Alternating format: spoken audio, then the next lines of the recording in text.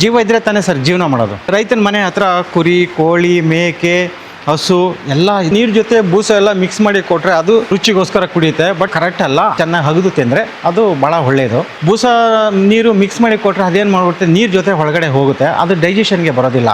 ಸಗಣಿ ಏನಾಗುತ್ತೆ, loose motion type ಆದರೆ ಹಾಲು ಕೂಡ ಡಿಕ್ರೀಸ್ ಆಗಿಬಿಡುತ್ತೆ. ಸಗಣಿ ಯಾವಾಗಲೂ ಗಟ್ಟಿಯಾಗಿರಬೇಕು. ಫೀಡ್ ಆಗಲಿ ಏನೇ ಆಗಲಿ ಕೊಟ್ಟರೆ ಒಣಗಿದ್ದೇ ಕೊಡಬೇಕು, ಡ್ರೈ.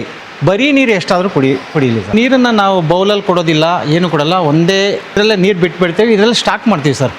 ಒನ್ಸ್ ನಾವು ನೀರು ಬಿಟ್ಟರೆ ಮಧ್ಯಾಹ್ನ ಇವಾಗ 2 ಗಂಟೆಗೆ ಬಿಟ್ಟರೆ ಅಪ್ ಟು 6 o'clockವರೆಗೂ ಇದರಲ್ಲಿ ನೀರಿರುತ್ತೆ. ನೀರು ಕುಡಿದು ಬಿಟ್ಟಿರೋ ನೀರು ಎಲ್ಲನೂ ಒಂದು ಸಂಪಿದೆ, ಸಂಪಿಂದ ಪಂಪ್ ಮಾಡ್ತೀವಿ ನೇಪಿಯರ್ಗೆ. ಹಸುಗೆ ನೀವು ಯಾವಾಗಲೂ 24 hours ಸ್ವಲ್ಪ ಸ್ವಲ್ಪ ಕೊಡ್ತಾ ಇರಿ, ತಿಂತಾ ಇರುತ್ತೆ.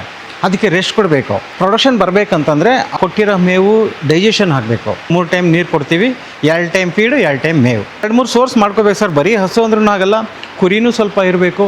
ಡಾರ್ಪರ್ ಪಟ್ಲಿಗೆ ಬ್ರೀಡಿಂಗ್ ಪರ್ಪಸ್ಗೆ ದೊಡ್ಡ ಬನ್ನೂರು ಅಂತ ಕುರಿ ಹಾಕಿದ್ದೀನಿ ಸರ್. ದೊಡ್ಡ ಬನ್ನೂರು ಕುರಿಗೆ ಡಾರ್ಪರ್ ಪಟ್ಲಿಯಿಂದ ಕ್ರಾಸ್ ಮಾಡಿ ಅದರಲ್ಲಿ ಬರೋ ಮರಿ ಚೆನ್ನಾಗಿ ಬರ್ತದೆ. 3 ಹೆಣ್ಣು ಕುರಿ, 1 ಡಾರ್ಪರ್ ಪಟ್ಲಿ ಹಾಕ್ಕೊಂಡೆ. ಸೊ ಅದರಿಂದ ಈಗ 14 ಆಗಿದೆ. ಆಲ್ಮೋಸ್ಟ್ ಇದು 4 lakh rupeesಗೆ ಕೇಳಿದ್ದಾರೆ ಎಲ್ಲ ಟೋಟಲ್ ಸೆಟ್. ಮೇಕೆ ಇದೆ, ಸ್ವಲ್ಪ ಬೀಟೆಲ್ ಹಾಕೋಣ ಅಂತ ಒಂದು ಪ್ಲಾನ್ ಇದೆ ಸರ್. ನೆಕ್ಸ್ಟ್ ಕೋಳಿ ಸಾಕಾಣಿಕೆ, ಕುರಿ ಮೇಕೆಗೆ ಹಾಕಿರೋ ಜೋಳ ಅಥವಾ ಫೀಡ್ ಇರುತ್ತಲ್ಲ ಸರ್, ಸ್ವಲ್ಪ ಬಿಟ್ಟರೆ ಅದು ವೇಸ್ಟ್ ಆಗುತ್ತಲ್ವ, ಅದನ್ನ ತೊಗೊಂಡ್ಬಂದು ಇಲ್ಲಿ ಕೊಟ್ಟರೆ ಈ ಕೋಳಿ ತಿನ್ಕೊಳ್ಳುತ್ತೆ. ಇದು ಗಿರಿರಾಜ, 3 ಜೆರ್ಸಿ ಇದೆ, ಇನ್ನೆಲ್ಲ HF ಇದೆ ಸರ್. ಇಲ್ಲ ಸರ್, ಫ್ಯಾಟ್ಗೆ ನಂದು HF ಹಸುನಲ್ಲಿನೂ 4-5 ಫ್ಯಾಟ್ ಬರುತ್ತೆ, ಜರ್ಸಿನೆಲ್ಲ ಬರುತ್ತೆ. ಬಿಕಾಸ್ ಏನಂದರೆ ಫುಡ್ ಮೇಲೆ ಡಿಪೆಂಡ್ ಸರ್. ಈಗ ನಾವು ಬರೀ ಗ್ರೀನ್ ಫಾಡರ್ ಕೊಟ್ಟರೆ, ಅಂದರೆ ಹಸಿ ಮೇವು ಕೊಟ್ಟರೆ ಸೊ ಸ್ವಲ್ಪ ಫ್ಯಾಟ್ ಕಂಟೆಂಟ್ ಕಡಿಮೆ ಬರುತ್ತೆ. ನಾವು ಒಣ ಹುಲ್ಲು ಕೊಡ್ತೀವಿ, ಮತ್ತು ನಮ್ಮದು ಕಾರ್ಗಿಲ್ ಫೀಡ್. ನಾನು ಕಾರ್ಗಿಲ್ ಫೀಡ್ ಕೊಡೋಕ್ಕೆ ಮುಂಚೆ ಒಣ ಹುಲ್ಲು ಕೊಟ್ರೂ ಫ್ಯಾಟ್ ಕಡಿಮೆ ಬರ್ತಾಯಿತ್ತು. ಸೊ ನಾನು ಆ ಫೀಡ್ ಕೊಟ್ಟ ಮೇಲೆ ಎಲ್ಲ ಆ್ಯಂಗಲಲ್ಲಿನೂ ಹಸು ಹೆಲ್ತ್ ಆಗಲಿ, ಹಾಲು ಪ್ರೊಡಕ್ಷನ್ ಆಗಲಿ, ಫ್ಯಾಟ್ ಎಲ್ಲನೂ ಸರಿ ಹೋಗಿದೆ. ಅದು ಕ್ಲೀನಿಂಗ್ ಅನ್ನೋ ವಿಚಾರ ಬಂದಾಗ ಹಾಂ ಸರ್, ನಾವು ಮಾರ್ನಿಂಗ್ ಬೆಳಗ್ಗೆ ಸ್ಟಾರ್ಟ್ ಮಾಡಬೇಕಾದ್ರೆ ಫಸ್ಟ್ ಎಲ್ಲ ಸಗಣಿ ತೆಗೆದುಬಿಡ್ತೀವಿ. ಸಗಣಿ ಎಲ್ಲ ತೆಗೆದುಬಿಟ್ಟು ನಾವು ಹಾಲು ಕರೆದ್ಬಿಡ್ತೀವಿ. ಹಾಲು ಕರೆದ ಮೇಲೆ ಫೀಡಿಂಗ್ ಕೊಟ್ಟು ನೀರು ಕುಡಿಯೋಕ್ಕೆ ಕೊಟ್ಟು, ನೀರು ಕುಡಿದ ಮೇಲೆ ನಾವು ವಾಶ್ ಮಾಡ್ತೀವಿ. ಒಂದು ಜೆಟ್ ಮಿಷಿನ್ ಇದೆ, ಇನ್ನೊಂದು ಸಂಪ್ ಮೋಟರ್ ಅಂತ ಹೇಳ್ತೀವಿ.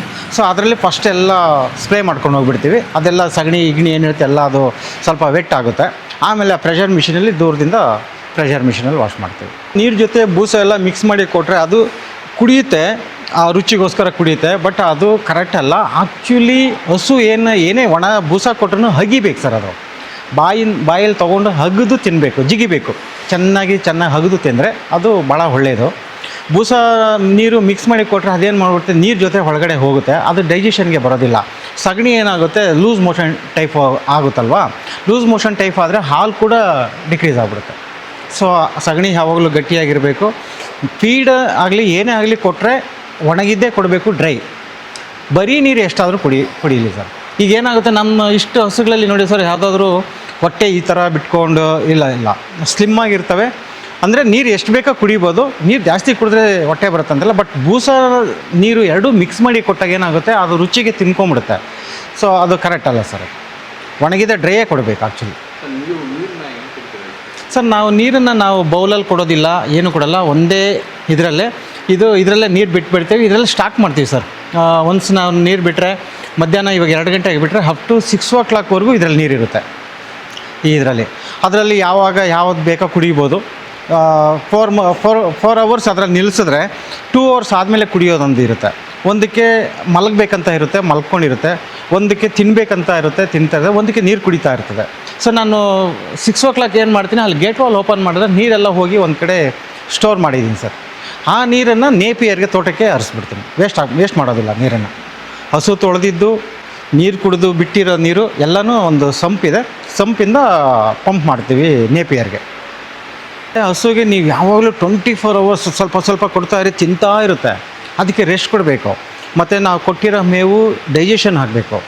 ಪ್ರೊಡಕ್ಷನ್ ಬರಬೇಕಂತಂದರೆ ಅದು ಒಂದು ಲಿಮಿಟ್. ಈಗ ನಾವು for example, if you don't mind, ಬೆಳಗ್ಗೆ 9 ಗಂಟೆಗೆ ನಾಷ್ಟ ಮಾಡ್ತೀವಿ, 10 ಏನಾದರೂ ಊಟ ಮಾಡಿ ಅಂದರೆ ನಾವು ಬೇಡ ಅಂತ ಹೇಳ್ತೀವಿ. 2 ಗಂಟೆಗೆ ಊಟ ಮಾಡ್ತೀವಿ, ಸಂಜೆ 4 ಗಂಟೆಗೆ ಕಾಫಿ ಕುಡಿತೀವಿ. ಈ ಥರ ನಾವು ಏನು 3 times ಪರ್ ಡೇ ರೂಟೀನ್ ಏನಿರುತ್ತೆ, ಅದೇ ಥರ ಹಸು ಕೂಡ 1 ಟೈಮ್ ನೀರು ಕೊಡಬೇಕು. 3 ಟೈಮ್ ನೀರು ಕೊಡ್ತೀವಿ. ಬರೀ ನೀರು ಬಾಯಾರಿಕೆ ಆಗಿರುತ್ತೆ, ಅದಕ್ಕೆ ಗೊತ್ತಾಗೋದಿಲ್ಲ. ಸೊ 3 ಟೈಮ್ ನೀರು ಕೊಡ್ತೀವಿ, 2 ಟೈಮ್ ಫೀಡು, 2 ಟೈಮ್ ಮೇವು, ಅಷ್ಟೇ. ಹಾಗೆ ಕೊಡಬೇಕು ಸರ್. ಅದು ನೋಡಿ, ಈಗ ರೆಸ್ಟ್, ಈಗ ಅದು ತಿಂದಿದೆ, ಅದನ್ನು ಡೈಜೆಷನ್ ಮಾಡ್ಕೊಳ್ತಾ ಇದೆ. ಅದು ನೋಡಿ ಈಗ ನಮ್ರಾಗ್ತಾ ಇದೆ, ಅದು ಡೈಜೆಷನ್ ಮಾಡ್ಕೊಳ್ಳೋದು. ಅದಕ್ಕೆ ಈಗ ನಿಂತ್ಕೊಳ್ಬೇಕು ಅನಿಸ್ತಿದೆ, ನಿಂತ್ಕೊಂಡಿದೆ. ಯಾವಾಗ ಕುತ್ಕೊಳ್ಬೇಕು ಅನ್ಸುತ್ತೋ ಅವಾಗ ಕುತ್ಕೊಳ್ಳುತ್ತೆ. 2-3 ಸೋರ್ಸ್ ಮಾಡ್ಕೋಬೇಕು ಸರ್. ಬರೀ ಹಸು ಅಂದ್ರೂ ಆಗಲ್ಲ, ಕುರಿನೂ ಸ್ವಲ್ಪ ಇರಬೇಕು. ರೈತ ಅಂದಮೇಲೆ ರೈತನ ಮನೆ ಹತ್ರ ಕುರಿ, ಕೋಳಿ, ಮೇಕೆ, ಹಸು ಎಲ್ಲ ಇದ್ದಾಗ ಯಾವುದೋ ಒಂದು ಫಾರ್ ಎಕ್ಸಾಂಪಲ್ ಇದು ಮಂತ್ಲಿ ಪೇಮೆಂಟು, ಅದು ATM ಅಂತ ನಾನು ಜನರಲ್ ಆಗಿ ಹೇಳ್ತೀನಿ ಸರ್, ತಮಾಷೆಗೆ. ಈಗ ನಾವೊಂದು ಕಾಸು ಬೇಕು, ರೈತನಿಗೆ ಯಾವಾಗಲೂ ಪಾಕೆಟ್ ತುಂಬ ದುಡ್ಡು ಇಟ್ಕೊಂಡು ಬದುಕೋಕ್ಕಾಗೋದಿಲ್ಲ. ನನಗೇನಾದರೂ ಅರ್ಜೆಂಟಿಗೆ ಒಂದು 20,000 ದುಡ್ಡು ಬೇಕು. ಒಂದು ಕುರಿದು ಯಾವುದಾದ್ರು ಸೇಲ್ ಮಾಡಿದ್ರೆ 20,000 ಬರುತ್ತೆ. ಸೊ ನಾನು ಹಸು ಸೇಲ್ ಮಾಡೋಕ್ಕಾಗೋದಿಲ್ಲ, ಬೇಡ ಮೇಕೆ ಸೇಲ್ ಮಾಡ್ತೀನಿ, ಒಂದು ದುಡ್ಡು ಬರುತ್ತೆ. Like ATM, like monthly payment. ಬೆಂಗಳೂರಲ್ಲೇ ಮಾಡ್ತಿದ್ದೀರಾ? ಹಾಂ, ಎಲ್ಲ ಕಡೆ ಅಭಿವೃದ್ಧಿ ಆಗಿದೆ. ಹೌದು ದೊಡ್ಡ ಏರೋಸ್ಪೇಸ್ ಪಾರ್ಕು ಅಕ್ಕಪಕ್ಕ ಎಲ್ಲ. ಹೌದು ಹೌದು ಇಂಥ ಜಾಗದಲ್ಲಿ ನೀವು ಇಷ್ಟು ಈ ಮಟ್ಟದಲ್ಲಿ ಹೈನುಗಾರಿಕೆ ಮಾಡ್ತಾ ಇದ್ದೀರಿ. ಕರೆಕ್ಟ್ ಕ್ವಶನ್ ಇದು. ನಾನು ಇದನ್ನು ಮಾಡ್ತಾ ಇರೋದು ನನಗೆ ಆರೋಗ್ಯ ಬೇಕು ಅಂತ ಸರ್. ಈ ಗೋಮಾತೆ ಏನಿದೆ, ಗೋ ಸೇವೆ ಮಾಡೋದು ಎಲ್ಲರಿಗೂ ಸಿಗೋದಿಲ್ಲ. ಬಟ್ ನನ್ನ ಆಸೆ ಏನಂದರೆ ಹಸು ಸಾಕಬೇಕು, ಸ್ವಲ್ಪ ಪ್ರಾಫಿಟು ಬೇಕು, ನನಗೆ ಆರೋಗ್ಯನೂ ಬೇಕು ಸರ್. ನನಗೀಗ ಆಫೀಸ್ಗೆ ಹೋಗುವಾಗ ತುಂಬಾ ಸಿಕ್ಕಾಗ್ತಾಯಿತ್ತು. ಸೊ ಇಲ್ಲಿ ನಾನು ಇದು ಬಂದಮೇಲೆ ನನಗೆ ತುಂಬ ಚೆನ್ನಾಗಿದೆ ಆರೋಗ್ಯ ಇಂಪಾರ್ಟೆಂಟ್.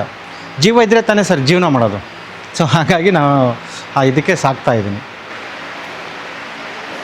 ಸೊ ಈ ಕುರಿಗಳು ಯಾವ ತಳಿ ಸರ್? ಆ್ಯಕ್ಚುಲಿ ಬ್ರೀಡಿಂಗಿಗೆ ಡಾರ್ಪರ್ ಪಟ್ಲಿ ಇದೆ. ಆಮೇಲೆ ಡಾರ್ಪರ್ ಪಟ್ಲಿಗೆ ಬ್ರೀಡಿಂಗ್ ಪರ್ಪಸ್ಗೆ ದೊಡ್ಡ ಬನ್ನೂರು ಅಂತ ಕುರಿ ಹಾಕಿದ್ದೀನಿ ಸರ್. ಸೊ ದೊಡ್ಡ ಬನ್ನೂರು ಕುರಿಗೆ ಡಾರ್ಪರ್ ಪಟ್ಲಿಯಿಂದ ಕ್ರಾಸ್ ಮಾಡಿ ಅದರಲ್ಲಿ ಬರೋ ಮರಿ ಚೆನ್ನಾಗಿ ಬರ್ತದೆ. ಆಲ್ಮೋಸ್ಟ್ ಇದರಲ್ಲಿ ನನ್ನ ಹತ್ರ ಡಾರ್ಪರ್ ಒಂದು ಪಟ್ಲಿ 3 ಹೆಣ್ಣಿತ್ತು ಸರ್. ದೊಡ್ಡದು 3 ದೊಡ್ಡ ಬನ್ನೂರಿತ್ತು. ಅದರಲ್ಲಿ ಇಷ್ಟು ಈಗ 14 ಇರೋದು ಇದರಿಂದ ಕ್ರಾಸಾಗಿ ಬಂದಿರೋ ಮರಿಗಳೇ. ಚೆನ್ನಾಗಿ ಬಂದಿದೆ, ಚೆನ್ನಾಗೂ ಇದೆ. ಎಷ್ಟು ಮರಿಗಳಿದ್ದಾವೆ ಸರ್? ಇದರಲ್ಲಿ ಆಲ್ಮೋಸ್ಟ್ ಒಂದು 5 ಮರಿ ಇದೆ ಸರ್. ಸೊ ಇದು ಡೆವಲಪ್ಮೆಂಟ್ ಎಲ್ಲ ಯಾವ ಥರ? ಇದು ಬ್ರೀಡಿಂಗ್ ಸೈಕಲ್ 6 ಮಂತ್ ಒನ್ಸ್ ಮರಿ ಹಾಕೋತೀವಿ ಸರ್. ಇದು ಡೆವಲಪ್ಮೆಂಟ್ ಇದಕ್ಕೆ ಕಾಫ್ ಗ್ರೋಯರ್ ಫೀಡ್ ಕೊಡ್ತೀವಿ. ಸೊ ಇನ್ನೆಲ್ಲ ಗ್ರೀನ್ ಫಾಡರೇ ಕೊಡ್ತೀವಿ ಇದಕ್ಕೆಲ್ಲ. ಕಾಫ್ ಗ್ರೋಯರ್ ಜೊತೆ ಅದಿಲ್ಲ ಅಂದ್ರೂ ಜೋಳನೂ ಕೊಡ್ತೀವಿ, ಸ್ವಲ್ಪ ಜೋಳ ಮತ್ತು ಇದು ಯಾವ ಥರ ಲಾಭದಾಯಕ ಸರ್? ಇದು ನನಗೆ ಫಸ್ಟ್ ಸ್ಟಾರ್ಟಿಂಗಲ್ಲಿ ಆಲ್ಮೋಸ್ಟ್ 100 ಶೀಪ್ಗೆ ಅಂತಲೇ ಮಾಡಿದೆ. ಆ್ಯಕ್ಚುಲಿ ಇವಾಗ ಏನು ನಾನು ಇದು ಮಾಡಿದ್ದೀನಿ, ಮೇಲೆ 100 ಶೀಪ್ ಮಾಡಿದೆ. ನಾನು ಅಮೀನ್ಗಡ ಹೋಗಿ ಅಲ್ಲಿಂದ ಪರ್ಚೇಸ್ ಮಾಡಿ ಎಳಗ ಅಂತ ಒಂದು ಜಾತಿ ತಂದು ಮಾಡಿದೆ. ಬಟ್ ಅದು ಯಾಕೋ ಇಲ್ಲಿ ಸಕ್ಸಸ್ ಆಗಲಿಲ್ಲ. ಸೊ ಆಮೇಲೆ 1 ಇಯರ್ 2 ಇಯರ್ ಡ್ರಾಪ್ ಮಾಡಿಬಿಟ್ಟೆ ಅದನ್ನು. ಸೊ ಅದು ಮಾಡಿ ಆದಮೇಲೆ ಇದು ಹಾಕ್ಕೊಂಡೆ. ಇದು ಹಾಕಿದ್ಮೇಲೆ ಇದು ಚೆನ್ನಾಗಿದೆ ಸರ್, ಡಾರ್ಪರ್ ಮತ್ತು ದೊಡ್ಡ ಬನ್ನೂರು. 3 kg ಬೇಬಿ, 3 kg ಇರುತ್ತೆ. ಇದು ಡಬಲ್ ಬರುತ್ತಾ ಅಥವಾ ಸಿಂಗಲ್ ಸರ್? ಡಬಲ್ ಬರೋ ಕುರಿ ಇದೆ ನನ್ನ ಹತ್ರ, ಡಬಲ್ ಬರೋದಿಲ್ಲ, ಸಿಂಗಲ್. ನೋಡಿ ಅದೊಂದು ಪಟ್ಲಿ ಇದೆ, ಅದನ್ನು ಈ ಡಾರ್ಪರ್ಗೆ ಕ್ರಾಸಾಗಿ ಹುಟ್ಟಿರೋದು, ಸೇಮ್ ಬ್ರೀಡ್. ಅದು ಅಲ್ಲಿ ಒಂದು ನಿಂತಿದೆ ನೋಡಿ ಸರ್, ಆ ತಲೆ ಕೆಳಗಡೆ ಮಾಡ್ತಾ ಇದೆಯಲ್ವಾ, ಅದು ಬರ್ತಾ ಇರೋದು. ನಾನು ಇನ್ನೊಂದು ಸಲ ಈಗ ರೈತ ಏನು ಮಾಡಬೇಕಂದ್ರೆ ಯಾವುದೇ ಅಷ್ಟೇ ಬಲ್ಕ್ ಇನ್ವೆಸ್ಟ್ಮೆಂಟ್ ಮಾಡಬಾರ್ದು. ಸೊ ಸಫರ್ ಆಗೋ ಚಾನ್ಸಸ್. ನಾನು ಆಲ್ರೆಡಿ ಒಂದು ಸಫರ್ ಆಗಿದ್ದೀನಿ, 4 lakh rupees ಲಾಸ್ ಮಾಡಿಕೊಂಡೆ. ಆಮೇಲೆ ಡಿಸೈಡ್ ಮಾಡಿದೆ ನಮ್ಮ ಇನ್ನೊಂದ್ಸಲ ನಿಧಾನಕ್ಕೆ ಆಗಲಿ ಅಂತ. ಸೊ ನಾನು 3 ಹೆಣ್ಣು ಕುರಿ, 1 ಡಾರ್ಪರ್ ಪಟ್ಲಿ ಹಾಕ್ಕೊಂಡೆ. ಸೊ ಅದರಿಂದ ಈಗ 14 ಆಗಿದೆ. ಆಲ್ಮೋಸ್ಟ್ ಇದು 4 lakh rupeesಗೆ ಕೇಳಿದ್ದಾರೆ ಎಲ್ಲ ಟೋಟಲ್ ಸೆಟ್. ಸೊ ನನಗೆ ಟೋಟಲ್ 13 ಇದೆ, ಟೋಟಲ್ 13 ಇನ್ಕ್ಲೂಡಿಂಗ್ ಡಾರ್ಪರ್. ಸೊ 4 lakhಗೆ ನಾನು ಇನ್ವೆಸ್ಟ್ಮೆಂಟ್ ಮಾಡಿರೋದು ಇದು ಆಲ್ಮೋಸ್ಟ್ ಲ್ಯಾಕ್. ಅದು ಒಂದು 3ಗೆ 50, 1,50,000. ನನಗೆ ಆಲ್ಮೋಸ್ಟ್ 4 lakh ಅಂದರೆ ನನಗೆ 2.5 lakh ಪ್ರಾಫಿಟಲ್ಲಿ ಇರ್ತೀನಿ ಅವಾಗ. ಅಂದರೆ ಅದಕ್ಕೆ ಖರ್ಚು ಬಂದಿರುತ್ತೆ, ಬಟ್ ಅದೆಲ್ಲ ಲೆಕ್ಕ ಮಾಡಿದ್ರೆ ಆಲ್ಮೋಸ್ಟ್ 1 lakh rupees ಲಾಭದಲ್ಲೇ ಇರ್ತೀನಿ. ಮೇಕೆ ಇದೆ ಸ್ವಲ್ಪ. ನಾನು ನೆಕ್ಸ್ಟ್ ಈಗ ಇದನ್ನು ಸ್ಟಾಪ್ ಮಾಡಿ ಬೀಟೆಲ್ ಮೇಕೆ ಹನಿಲಣ್ಣ ಹತ್ರ ನಾವು ಮಾತಾಡಿದ್ದೀನಿ, ಅಲ್ಲಿ ಹತ್ರ ಪರ್ಚೇಸ್ ಮಾಡಬೇಕು. ಅಲ್ಲಿ ಬೀಟೆಲ್ ಹಾಕೋಣ ಅಂತ ಒಂದು ಪ್ಲ್ಯಾನ್ ಇದೆ ಸರ್ ನೆಕ್ಸ್ಟ್. ಈ ಕೋಳಿ ಸಾಕಾಣಿಕೆ ಏನಂದರೆ, ಈಗ ನಮ್ಮದು ಕುರಿ ಮೇಕೆಗೆ ಹಾಕಿರೋ ಜೋಳ ಅಥವಾ ಫೀಡ್ ಇರುತ್ತಲ್ಲ ಸರ್, ಅದು ತಿನ್ನುತ್ತೆ. ಸ್ವಲ್ಪ ಬಿಟ್ಟರೆ ಅದು ವೇಸ್ಟ್ ಆಗುತ್ತಲ್ವಾ, ವೇಸ್ಟ್ ಮಾಡಬಾರ್ದು. ಅದನ್ನು ತೊಗೊಂಡ್ಬಂದು ಇಲ್ಲಿ ಕೊಟ್ಟರೆ ಈ ಕೋಳಿ ತಿನ್ಕೊಳ್ಳುತ್ತೆ. ಸೊ ಹಾಗಾಗಿ ಕೋಳಿ ಸಾಕಾಣಿಕೆ. ಸೊ ಇದು ಹೆಂಗೆ ತೊಗೊಂಬರ್ತೀವಿ ಅಂದರೆ, ನಾವು ಹೆಸರುಘಟ್ಟ ಹೆಬ್ಬಾಳದಲ್ಲಿ ಬುಕ್ ಮಾಡ್ತೀವಿ. ಮರಿನೂ ಇದೆ ಸರ್, ಸ್ವಲ್ಪ ನೋಡಿ ಮರಿನೂ. ಸೊ ಬ್ಯಾಚ್ ವೈಸ್ ಸ್ವಲ್ಪ ತೊಗೊಂಡ್ಬರ್ತೀವಿ. 50-50 ಇದು. ನಾಟಿನಾ ಅಥವಾ ಯಾವ? ಇಲ್ಲ ಸರ್, ಇದು ಗಿರಿರಾಜ, ಇದು ನಾಟಿ. ಸರ್ ಮೇಕೆ ಈಗ ಸ್ಟಾರ್ಟ್ ಮಾಡ್ತಾಯಿದ್ದೀನಿ ಸರ್. ಈಗ ಅಂದರೆ ಒಂದು ಮುಂಚೆ ಇತ್ತು 1-2, ಬಟ್ ಈಗ ಪ್ರೊಫೆಷನಲ್ ಆಗಿ ಮಾಡಬೇಕಂತ ಒಂದು ಐಡಿಯಾ ಇದೆ, ಇನ್ನೂ ಮಾಡಿಲ್ಲ. ಸೊ ಇನ್ನೊಂದು 2 ಮಂತ್ಸ್. ಅದೆಲ್ಲ ನಾರ್ಮಲ್ ಮೇಕೆಗಳು ಇಲ್ಲ ಸರ್, ಬೀಟೆಲ್ ಅಂತ. ಬಿಟ್ಟದು. ಬೀಟೆಲ್ ಒಂದೆರಡು ನಾರ್ಮಲ್ ಇದೆ, ಇದು ಇನ್ನೊಂದೆರಡು, ಒಂದು ಮೇಲ್ ಒಂದು ಬೀಟೆಲ್ ಇದೆ, ಆ ಕಡೆ ಒಂದು ಡಾಟ್ ಚುಕ್ಕೆ ಚುಕ್ಕೆ ಇದೆ ಅಲ್ವಾ, ಅದು ಬಂದುಬಿಟ್ಟು ಬೀಟೆಲ್. ಓಕೆ ಸರ್, ಇಷ್ಟೊತ್ತು ನಮ್ಮ ಕೃಷಿ ಗಿಡ ಚಾನಲ್ ಜೊತೆ ಮಾತಾಡೋಕ್ಕೆ ಥ್ಯಾಂಕ್ ಯು, ಧನ್ಯವಾದಗಳು ಸರ್.